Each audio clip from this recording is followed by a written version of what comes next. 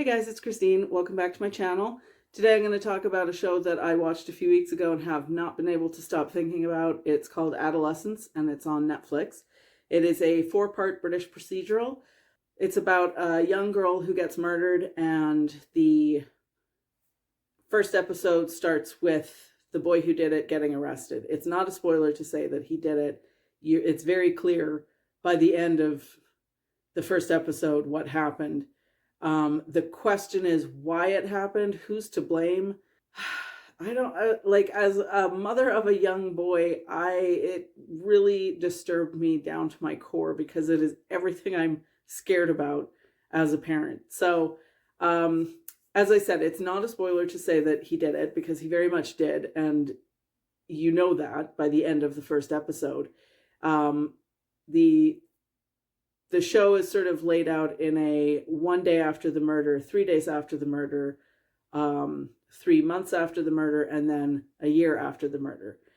And each episode is filmed in a single shot. And I still can't wrap my head around how they did some of that. Like, it's just amazing.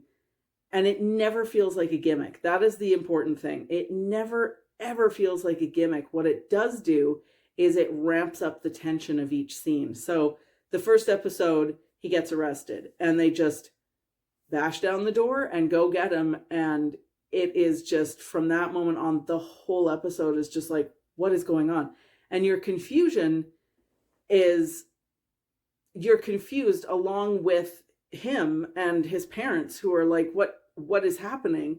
And because he's so small, he's 13 and he's very, like, he's a thin little kid. He looks so innocent.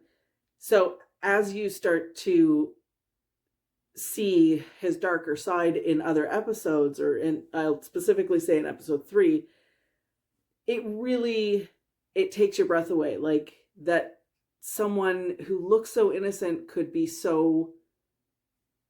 have this rage in him, and what it is that sets it off and why it's there. Because the thing that I loved about this show is that there are no easy answers. Everybody's to blame and nobody is to blame. It would be so simple to just say, well, the dad is abusive, so that's why he turns out to be a monster. That's not the case in this show. Like they say a couple of times, yeah, his dad gets angry, but he never directs it at his family members. It would be such a cop-out. And they never go for any of the easy exits, like everything is just, how do you combat the exposure that these kids are having to a certain way of thinking that is prevalent online? And it's, again, like, it would be easy to say it's all Andrew Tate's fault because that guy sucks. Well, yeah, but I think it's more, he has these big shitty ideas that get filtered down and diluted to a Joe Rogan who also has shitty ideas, and that gets filtered down to somebody who's a little bit less and a little bit less until it comes out in these kids who then put it on blog posts and whatever. It's heartbreaking because you do feel so sorry for him in that first episode. Like, the confusion is just like, what is happening? Everybody on the show is a victim in some way or another of this crime. He is a victim of his own thinking. His parents are victims of his crime now has affected them for the rest of their lives. Like, they talk about at one point, like, moving back to Liverpool, but it's not going to solve anything. It's going to follow them no matter where they go. And very few shows that I can think of ever focus on the family of the murderer. Usually it's the murder victim, their family who's left behind to pick up the pieces of this, like, shattered life. But you never get to hear from the parents of the murderer. I can think of maybe one other example, which is We Need to Talk About Kevin, also an excellent book. I'll maybe cover that one day, but it is, whoo. Anyway, but getting back to Adolescence, it is just so So well done. I have a very short list of TV shows that I consider, or episodes of TV shows that I consider to be perfect. Episode 3 of Adolescence goes straight to the top of that list. It is amazing. I love that there is no twist in this show. I just really appreciate that it's not like, well, and then it turned out it was somebody else and he got framed, or, whatever. Like, it never goes for any of those cheap gimmicks. And we're so conditioned to be waiting for the twist to drop, There's so many of those shows where it's all about what's the twist going to be, and you're trying to guess. And I think watching the first episode, you are second guessing the whole time. It's like, well, did he do it or not? Like, he's so adamant that he didn't do it, and he seems so innocent just looking at him. But as I said, by the end of the first episode, there is no doubt.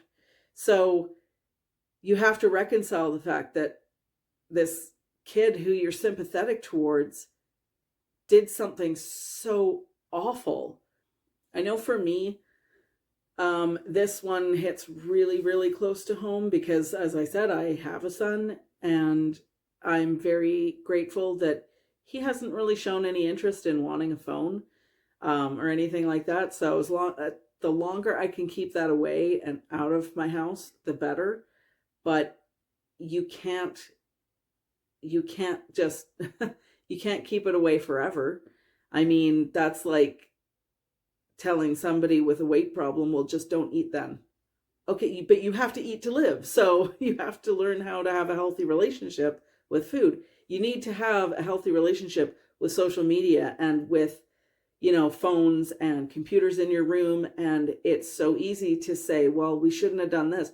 Okay, but you can't not have a computer at a certain age. Like, you're expected to do your schoolwork that way. You're expected to submit reports or assignments that way. Like, you can't not have it. You can't just excise it from your life completely.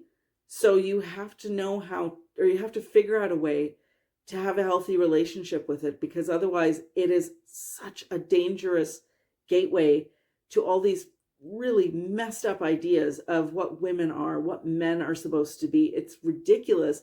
And that's easy for me to say at 48. But somebody who's 13 is going to read somebody who seems very level-headed say these terrible things, and they're insidious because it's not just like, men are better than women, period.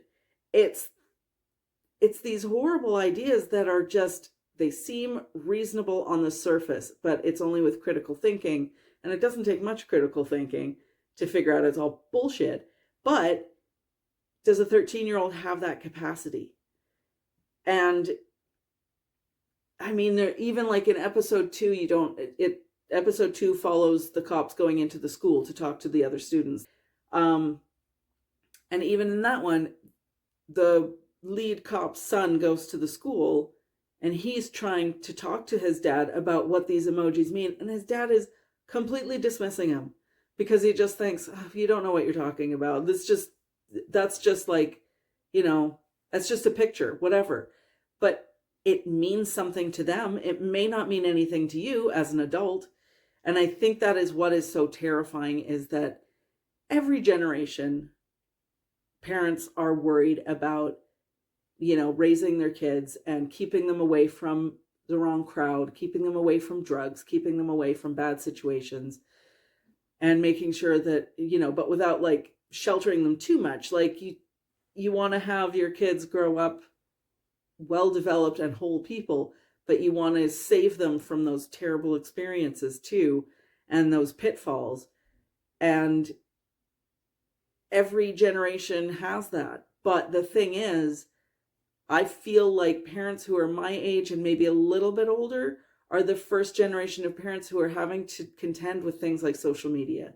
And again, social media isn't even the culprit, Like, this show is so level and so balanced and so amazing because it never says, this is the problem. Social media is the problem. If we get rid of that, we get rid of the problem. It's not true. But what social media does do, as we all know, is it amplifies all those little things that we hate about ourselves, it amplifies it and it makes you feel worse. And as a teenager, I cannot imagine how hard that must be. And parents need to not dismiss their kids when they try to tell them something that they don't understand. You don't have to understand it, but you do have to fucking listen. Just shut up and listen to your kids and let them tell you. If they come to you, especially if they come to you as a teenager, which they're not going to do voluntarily a lot of the time.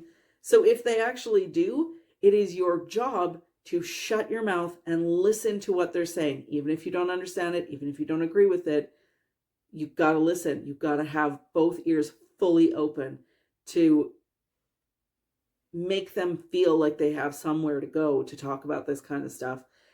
And again, the parents in this show, they're good parents.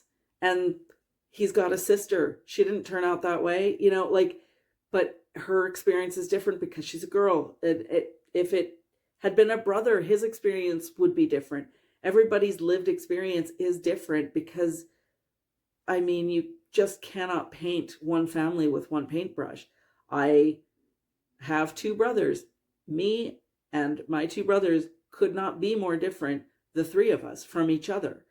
You just can't say this family, you're raised this way, so you're all going to be fine. It's not true. And it's really scary.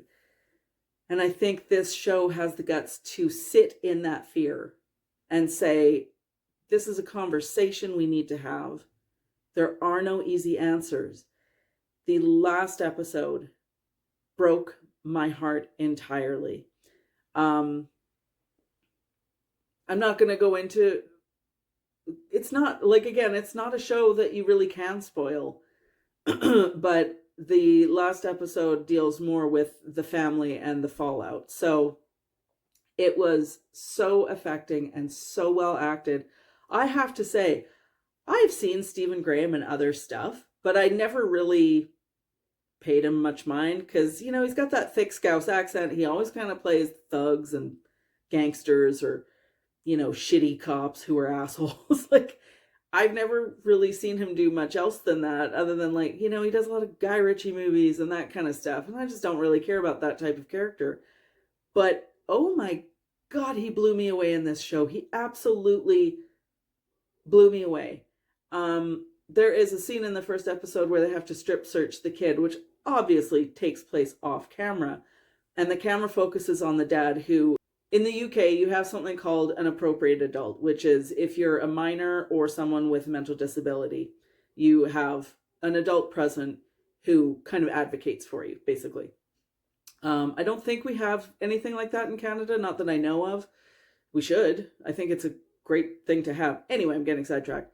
So the camera focuses on the dad while the strip search is taking place, and he conveys everything you need to know in that scene without ever saying a single word.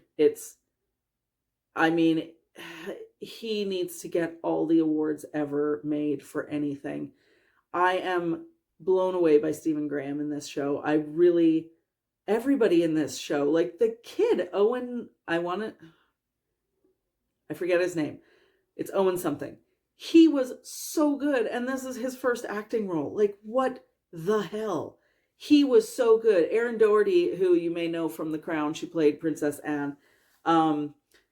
She plays a psychologist in episode 3, and she was so good. She was so amazing. Everybody in this show does such a fantastic job with such different roles to play. And I want to watch it again, even though it is upsetting and it's hard and it's heartbreaking, but it's so good. It is the closest thing I've ever seen to perfect TV. Every episode is just amazing, amazing, amazing, amazing. It's just so, I cannot say enough great things about it. So, yeah, Adolescence, check it out. It really deserves your attention. Okay, that's it.